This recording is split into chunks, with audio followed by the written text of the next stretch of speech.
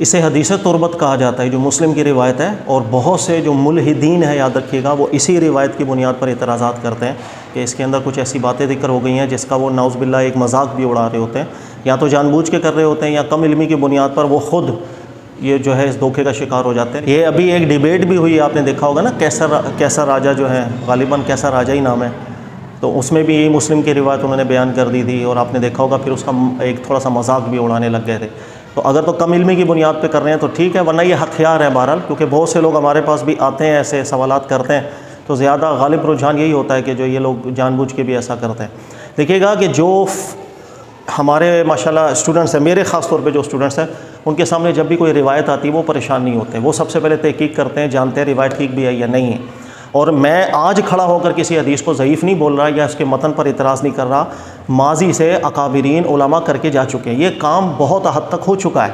آج اگر کوئی شخص کھڑا ہو کے بولے نا میں حدیث کی راہ میں نئے سرے سے کام کروں گا، ماضی کو چھوڑ دے، وہ بیچارہ جو کام علماء کر کے جا چکے نا اس کا ایک 10% بھی نہیں کر سکتا۔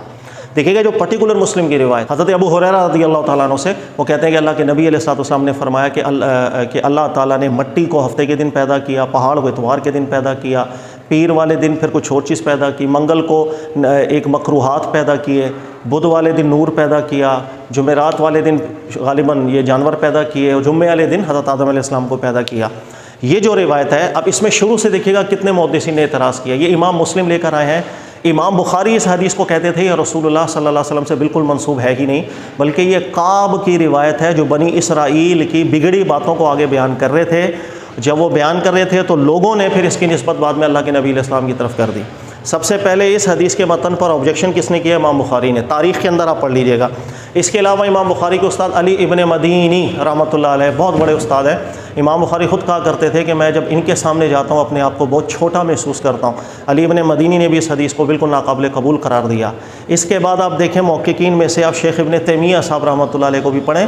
بہت اچھی تحقیق اور مقالہ انہوں نے لکھا اور واضح کیا ہے کہ امام مسلم اس کو صحیح سمجھ کے لکھ کے چلے گئے، بہرحال ان سے غلطی ہو گئی۔ پھر امام مسلم کی اتباع میں جنہوں نے اس کو صحیح سمجھا وہ الگ بات ہے، غلطی ہو گئی، لیکن واضح الفاظ انہوں نے لکھے انہ مخالف لصریح القرآن، کہ قرآن پاک کے بالکل واضح حکم کے خلاف ہے۔ کیوں؟ اللہ نے قرآن پاک میں ذکر کیا کہ اللہ نے آسمانوں کی اور زمین کی تخلیق کو 6 ادوار میں مکمل کیا۔ 6 ادوار کا ذکر قرآن میں، اور یہاں 7 ادوار کا ذکر اس روایت میں،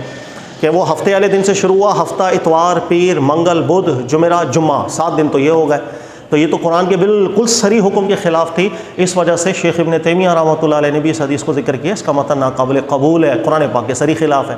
آج کل کے بھی محققین میں سے آپ دیکھ لیجئے گا، بہت بڑا نام ہے شیخ ابن باز صاحب رحمۃ اللہ تعالیٰ علیہ، سعودیہ کے بہت بڑے عالم دین۔ ان سے بھی جب اس حدیث سے متعلق سوال ہوا تو شیخ ابن باز صاحب رحمۃ اللہ علیہ فرماتے ہیں انہ من الاسرائیلیات، کہ یہ اسرائیلی روایت تھی، ان کی باتیں تھیں، بعد میں راویوں نے رسول اللہ صلی اللہ علیہ وسلم کا مبارک نام لے کے اس کو بیان کیا، جو ہمارے اکابر علماء واضح کر چکے ہیں کہ یہ بات ہمارے دین میں ثابت نہیں ہے۔ پھر موجودہ دور کے بھی بہت بڑے محقق ہیں، سلیمان الدبیخی رحمۃ اللہ تعالیٰ، انہوں نے باقاعدہ ایک کتاب لکھی ہے سائے ستہ کی وہ حدیث ہے جس کی سند کچھ بظاہر ٹھیک لگ رہی ہوتی ہے لیکن متن قرآن کے خلاف ہے، ان میں بھی اس حدیث کو ذکر کیا اور یہی الفاظ ذکر کیے ہیں کہ انہ مخالف لصریح القرآن، بھی یہی لفظ ذکر کیے ہیں کہ قرآن پاک کے بالکل صریح خلاف ہے یہ روایت۔ پھر موجودہ دور کے ہی بڑے عالم دین محمد بن صالح المنجد صاحب کو بھی اگر آپ پڑھ لیں گے، انہوں نے بھی ذکر کیا انہ مخالف لصریح القرآن الذی یصرح ان خلق السماوات والارض فی 6 ایام۔ قرآن پاک بالکل واضح الفاظ میں ذکر کرتا ہے کہ 6 ادوار میں اللہ تعالیٰ نے تخلیق مکمل کی تھی،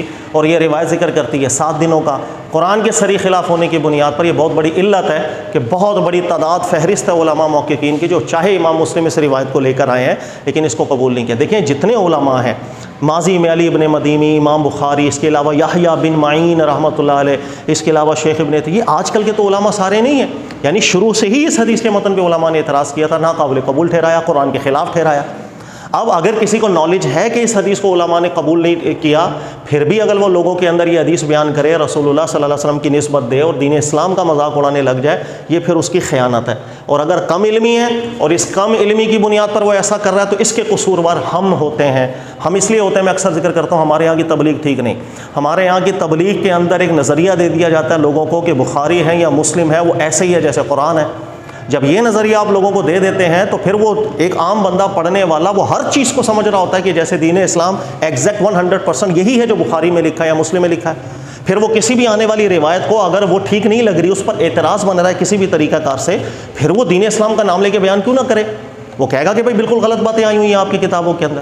اس لیے ہماری تبلیغ ٹھیک نہیں ہے، ہماری تبلیغ ٹھیک ہونی چاہیے. امام بخاری ہوں یا امام مسلم ہوں یا کوئی بھی انسان کی لکھی کتاب ہے، وہ دین اسلام نہیں، 100% دین اسلام نہیں، بلکہ اس کی ہر بات کو چیک کیا جاتا ہے. جو مطابق ہوگی قرآن پاک کی وہ دین اسلام ہے 100%. جو مخالف ہوگی ہم اس کو رد کر دیں گے، جیسے اس روایت کو علماء کرام نے رد کیا.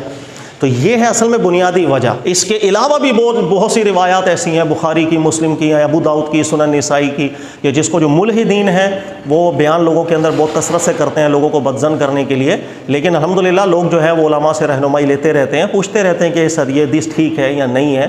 حدیث کا معاملہ الگ ہوتا ہے. حدیث کے اندر تحقیق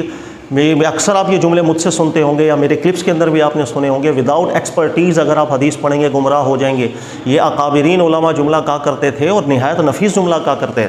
اس لیے کہ ان حدیثوں کا پھر جواب کہاں دیتے پھریں گے آپ؟ بلکہ اگر کوئی شخص آپ کے سامنے ایسی تبلیغ کر رہا ہو نا کہ بھائی بالکل 100% بخاری مسلم میں ایسے ہی ہے جیسے قرآن ہے، پھر ان حدیثوں کا جواب آپ ان سے پوچھیں کہ لوگوں کے اندر ایسی تبلیغ آپ نے کیوں کی ہے. جب لوگ آج خود پڑھیں گے تو پھر وہ حدیثوں کو نہیں پہچان سکتے کہ کہاں پر متن میں اعتراض آ رہا ہے کہاں پر نہیں. لہٰذا قرآن اصل ہے. اس لیے آپ دیکھیں گے کہ ڈائریکٹلی قرآن پاک پر ملحدین کے اعتراضات اتنے بنتے نہیں ہیں، اور جہاں پر وہ زبردستی کے اعتراضات بنانے کی کوشش بھی کرتے ہیں وہ خود پھنس جاتے ہیں اللہ کے فضل و کرم سے. اور بائی دا وے ضمن میں بات ذکر کر دوں کہ کافی دنوں سے کچھ لڑکے جان پہچان والے ہیں ہمارے، وہ بھی یہ کہیں پر ایسے ہی لوگوں کے ساتھ ان کی صحبت رہی ملحدین کے ساتھ، تو ایولیوشن کا جو مسئلہ ہے ارتقاء کا، اس کے اندر وہ کافی پریشان ہو گئے، یہاں تک کہ ان کا دماغ بالکل آؤٹ ہو گیا. تو کافی ٹائم سے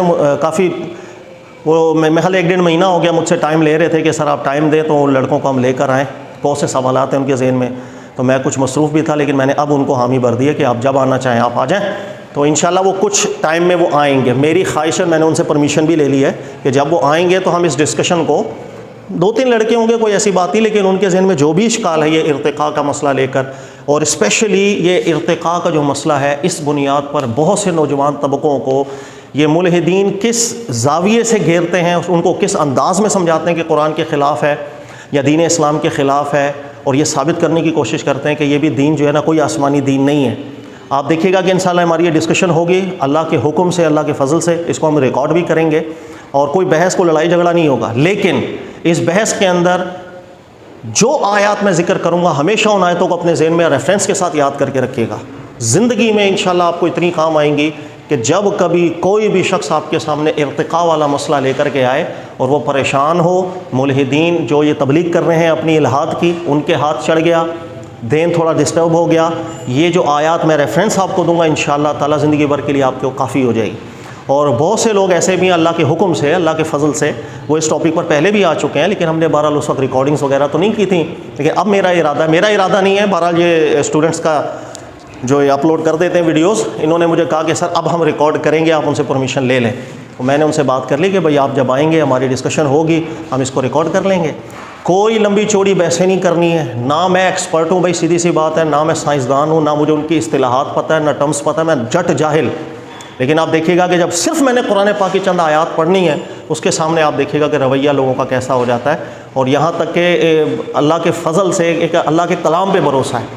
اپنے اوپر بھروسہ نہیں ہے. اور مزہ ہی خدا کی قسم اس وقت آتا ہے کہ جب مجھے کچھ بھی نہیں آتا، مجھے کوئی اصطلاحات نہیں آتی، وہ لمبی چوڑی بحثیں کر رہے ہوں گے اپنی ٹرمینالوجی کے اندر، لیکن میں سمپل سی بات کروں گا کہ بھائی یہ ذرا قرآن کی آیت آپ پڑھیں، اس کی ٹرانسلیشن بھی پڑھیں، پھر آپ دیکھیے گا کہ اور جو آیات میں نپی تلی بیان کروں گا انشاءاللہ اس کو ہمیشہ ذہن میں رکھیے گا، یہ آپ کو زندگی بھر کام آئیں گی. اور آپ مجھے دعائیں دیں گے کہ ارتقاء کے مسئلے کے اوپر سر انشاءاللہ زندگی میں کبھی بھی کوئی شخص آ کے ہم سے بات کرے گا تو پھر ایک بڑے آسان انداز کے اندر آپ اس کو سمجھا سکتے ہیں کہ اس مسئلے کے اوپر جس طرح آپ کا ذہن خراب کیا جاتا ہے، قرآن کیا کہہ رہا ہے. اور قرآن پاک جو ہے اس مسئلے کو اس طرح ڈسکس کرتا ہے کہ سامنے والا خود حیران ہو جائے گا کہ یار یہ واقعی اللہ کا کلام، یہ انسان کا کلام ہو ہی نہیں سکتا.